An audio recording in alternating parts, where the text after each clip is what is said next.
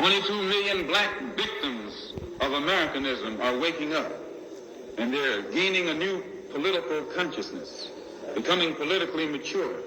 And as they develop this political maturity, they're able to see the recent trends in these political elections.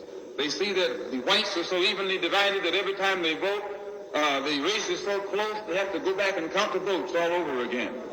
And which means that any block, any minority that has a block of votes that stick together is in a strategic position. Either way you go, that's who gets it. You're in a position to determine who go to the White House and who stay in the doghouse. You're the one who has that power. You can keep Johnson in Washington, D.C., or you can send him back to his Texas cotton patch.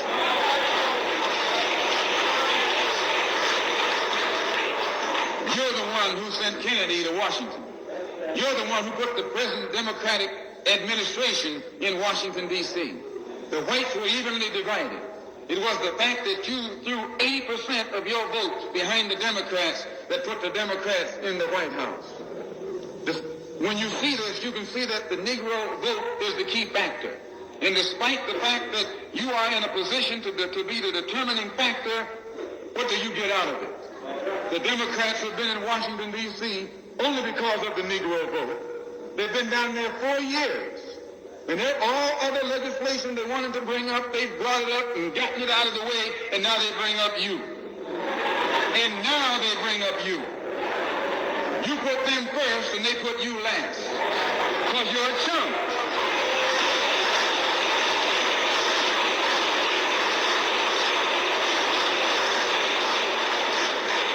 A political chump. In Washington, D.C., in the House of Representatives, there are 257 who are Democrats. Only 177 are Republicans. In the Senate, there are 67 Democrats. Only 33 are Republicans. The party that you backed controls 2/3 of the House of Representatives and the Senate, and still they can't keep their promise to you because you're a chump.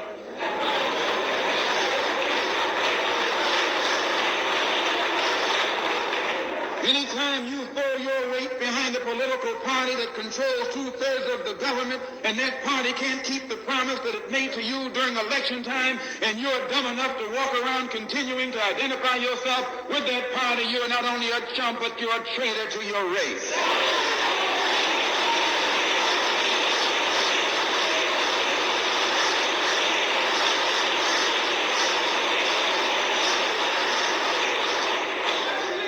And what kind of alibi do they come up with? They try and pass the buck to the Dixiecrats. Now, during the days when you were blind, deaf, and dumb, ignorant, politically immature, naturally you went along with that.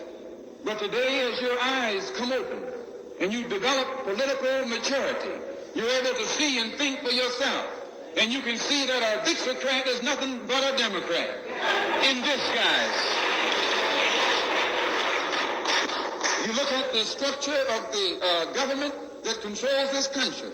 It's controlled by 16 senatorial committees and 20 congressional committees. Of the 16 senatorial committees that run the government, 10 of them are in the hands of Southern segregationists. Of the 20 congressional committees that run the government, 12 of them are in the hands of Southern segregationists. And they're going to tell you and me that the South lost the war.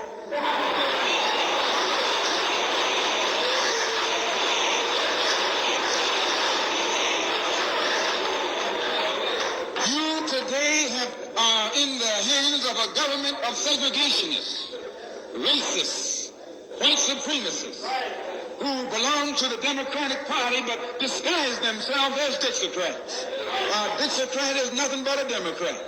Whoever runs the Democrats is also the father of the Dixiecrats, and the father of all of them is sitting in the White House.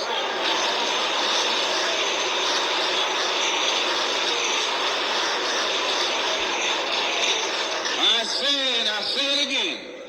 You got a president who's nothing but a Southern segregationist.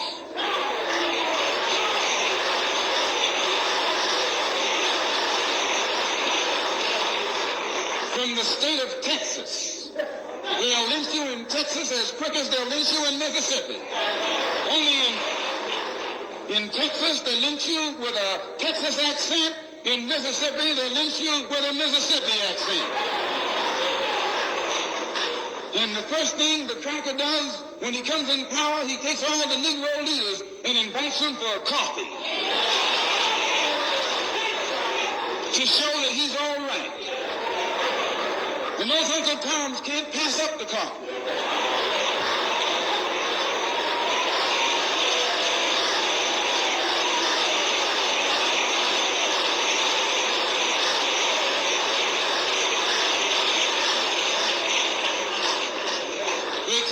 From the coffee table telling you and me that this man is all right because he's from the South, and since he's from the South he can deal with the South. And look at the logic that they're using.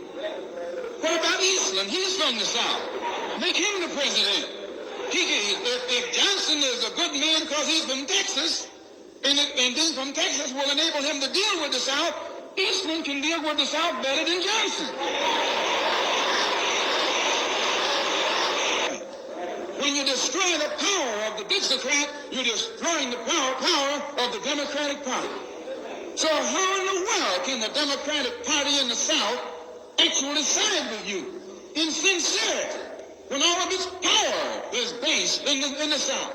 These Northern Democrats are in cahoots with the Southern Democrats.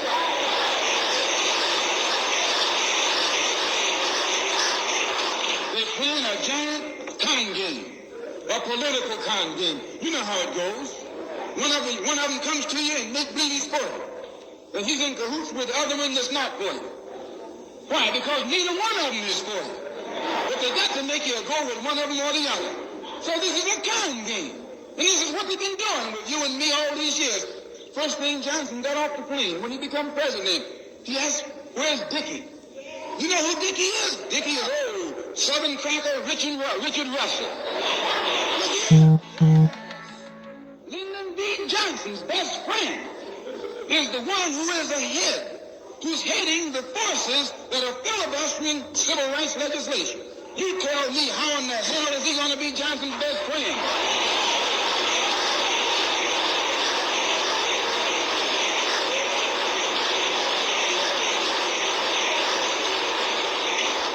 Can Johnson be his friend and your friend too? No, that man is too tricky. Especially if his friend is still old Dickie.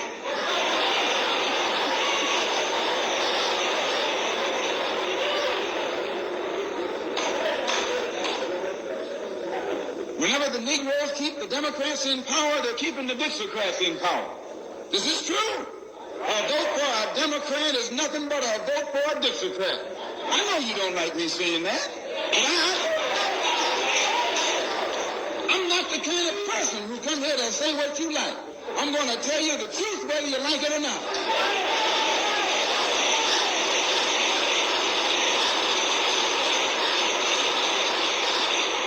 Up here in the North, you have the same thing. The Democratic Party don't do it. They don't do it that way. They got a thing that they call gerrymandering. They maneuver you out of power. Even though you can vote, they fix it so you're voting for nobody. They got you going and coming. In the South, they're outright political wolves. In the North, they're political foxes. A fox and a wolf are both canine. Both belong to the dog family.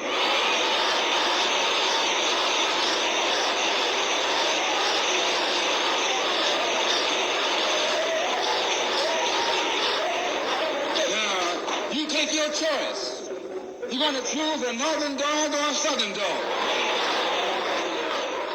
Because either dog you choose, I guarantee you, you'll still be in the doghouse. I read Genesis. Cain was marked. Therefore, I believe in white supremacy. I believe in white supremacy. Thank you so much for watching. We hope you enjoyed the video. If you did, don't forget to give it a thumbs up, subscribe to our channel, and hit that notification bell so you never miss our latest content. We'll be back with more exciting videos, so stay tuned. Until next time, have a wonderful day and take care.